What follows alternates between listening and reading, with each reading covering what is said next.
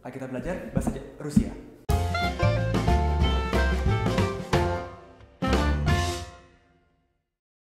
Всем привет, ketemu lagi dengan saya, Sarla Mulia. Dan dalam video ini kita akan sama-sama belajar bahasa Rusia. Apa yang akan kita belajar hari ini? Seperti yang sudah saya katakan kemarin, video selanjutnya, bahwa hari ini kita akan belajar tentang Pajes 2, kasus kedua, kasus kepemilikan. Pajes 2 kira-kira bisa disepadankan dengan of dalam bahasa Inggris. Maksudnya, misalnya kamar teman saya, bisa dibilang my friend's room atau room of my friend. Dalam bahasa Rusia digunakan Pajes 2. Ruangan, kamar itu komnata dan teman saya itu moj drug. Karena di sini teman saya yang punya kamar, maka dari itu menjadi komnata mojevo druga. Kenapa moj drug menjadi mojevo druga? Pajes 2. Contoh-contoh lain. Pensil teman perempuan saya. Karandash bukan moja подруга, tapi karandash моей подруги. Kemudian, anggota-anggota pemerintah. Члены государства. Bukan государство, itu Pajes 1. Pajes 2, государства. Contohnya lagi. Buku pelajaran teman-teman saya. Учебник bukan мои друзья, tapi учебник моих друзей. Untuk lebih lengkapnya, kita lihat tabel ini. Tabel yang pertama yaitu tabel kata benda dan kata sifat Pajes 2.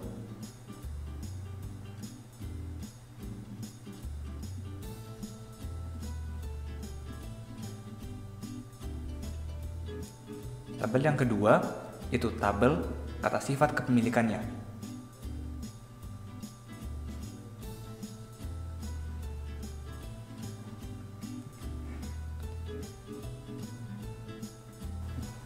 Dan yang ini itu kata ganti orang. Я, меня, ты, тебя, он, его, она, ее, оно, его, мы, нас, вы, вас, dan они, их.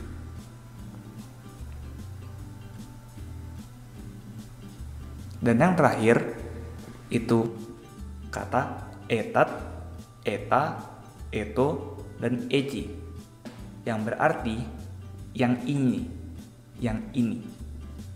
Dan tot, ta, to, cie yang berarti yang itu. Nah, walaupun sebetulnya nggak ada aturan yang mengikat tentang peletakan Pajes 2 ini, peletakan kata si pemiliknya ini, tapi akan lebih baik kalau kita letakkan dia setelah benda yang dia miliki. Jadi misalnya kita bilang rumahnya si Alexander,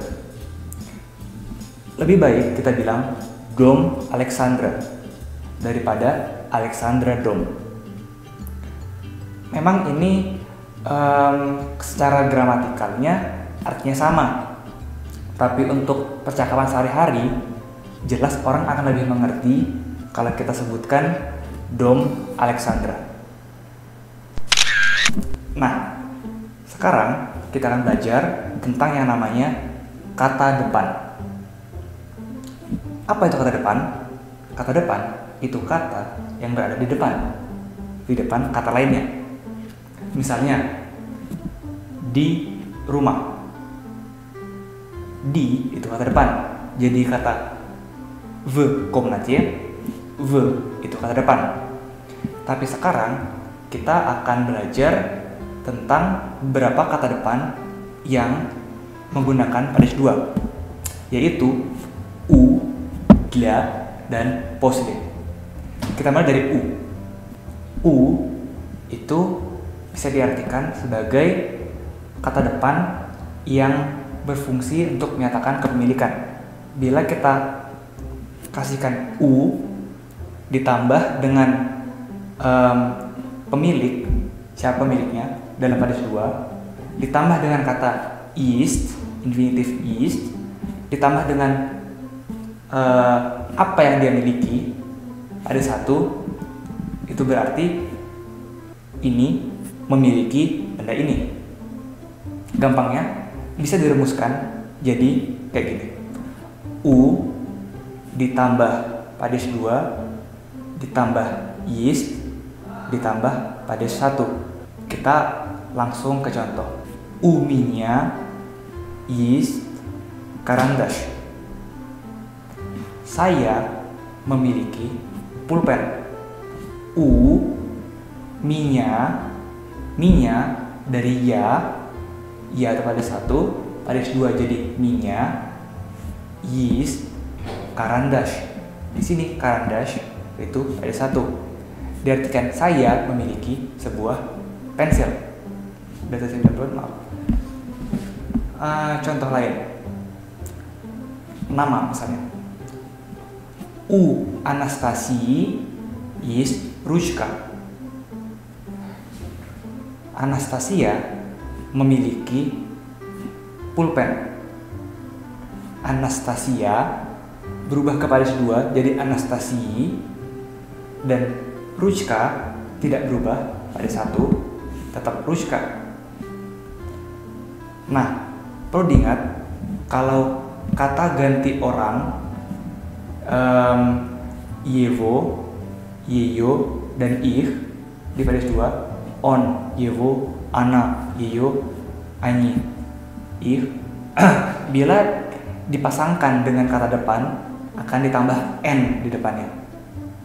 Misalnya, dia cowok punya buku, bukan у его есть книга, tapi у него есть книга.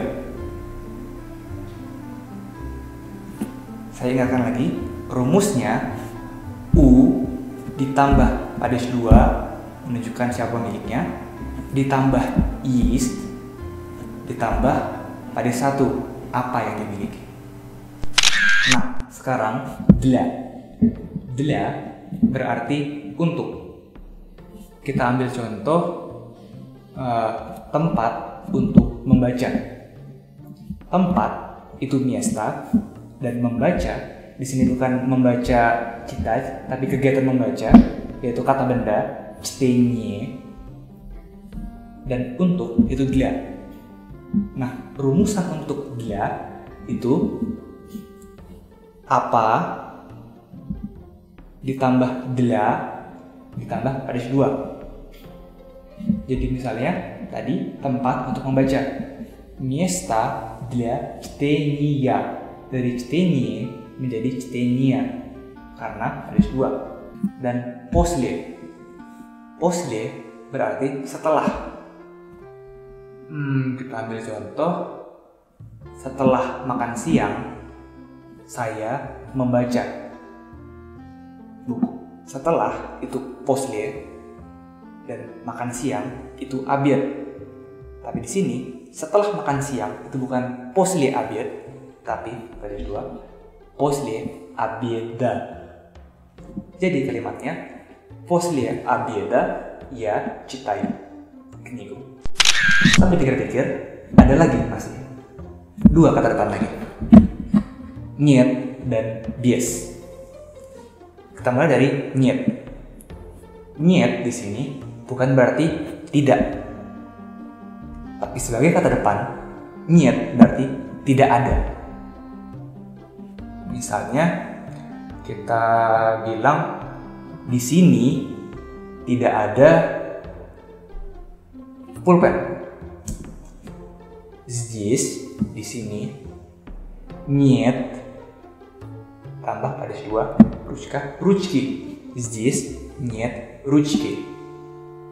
Juga bisa ambil di kata yang tadi, misalnya у меня есть ручки. Itu berarti saya memiliki pulpen. Kalau kita mau bilang kalau aku nggak punya pulpen, saya tidak memiliki pulpen, maka kita ganti есть dengan нет dan падеж 1 menjadi падеж 2. Jadi у меня нет ручки.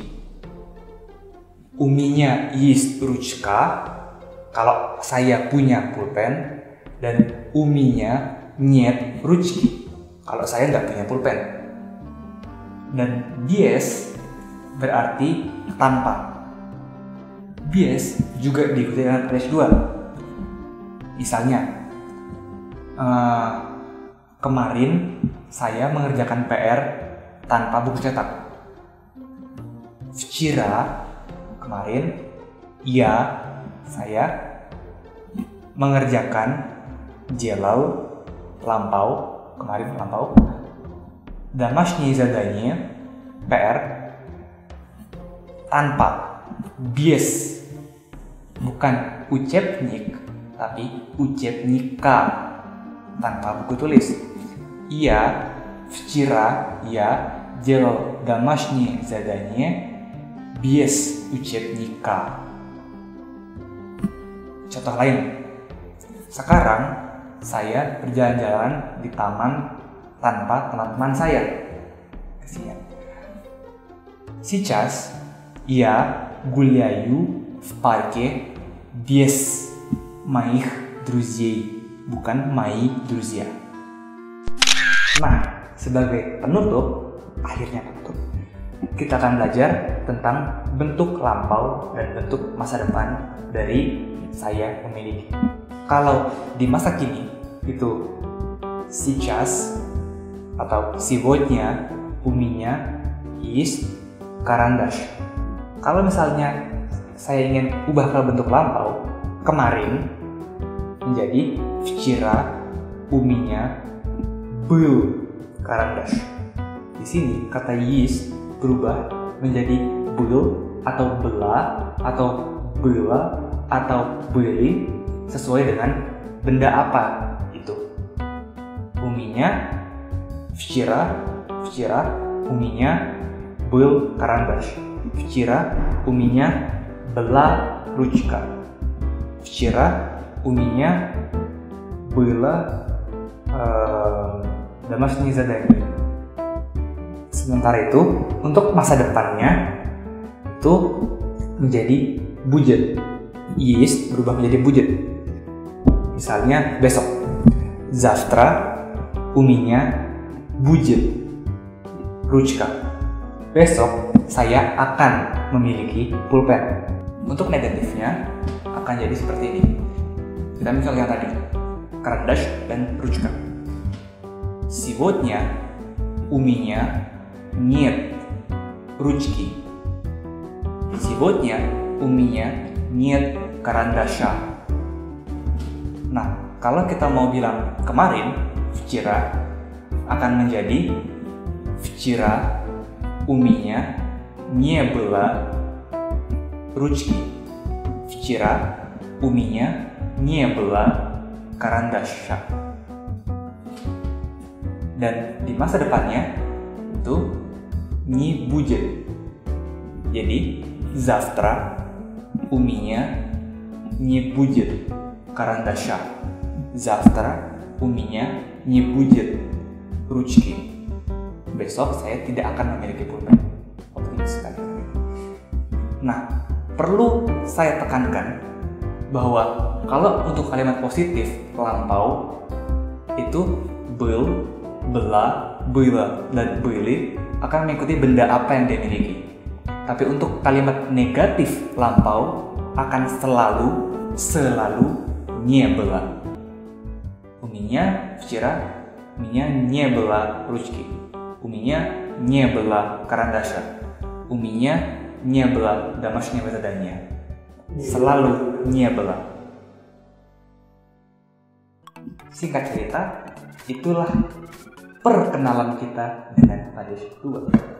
Sekali lagi, saya ingin berikan satu bocoran bahwa di pertemuan selanjutnya kita akan belajar tentang Skoilka. Pesan saya untuk pertemuan hari ini, seperti biasa, jangan lupa untuk terus ujitsa. Das vidanya.